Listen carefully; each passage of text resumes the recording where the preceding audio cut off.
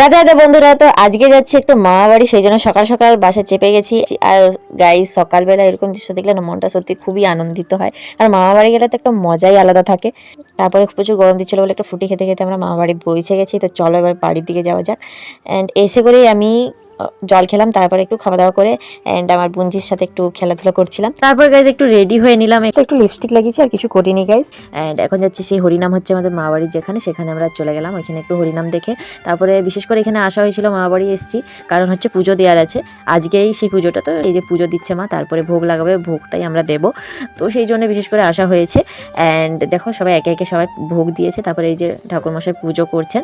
And পুজো টুজো দিয়ে করে সবাইকে প্রসাদ দিলাম এখানে যারা যারা ছিল। অ্যান্ড বাকিটা আমরা বাড়িতে নিয়ে যাচ্ছি। চলো বাড়িতে খেয়ে খাওয়া দাওয়া করি। অ্যান্ড পুরো ব্লগটা তো আমি শেয়ার করতে তোমাদের সাথে পারবো না 1 মিনিটের ভিডিওতে, তো সেই জন্য আজকের মতো এখানেই থাক। পরের পার্টে কি করছি কিনা সেটা দেখাবো। আর ব্লগগুলো কেমন লাগছে অবশ্যই জানো। তো আজকের মতো এখানে শেষ করলাম, টাটা।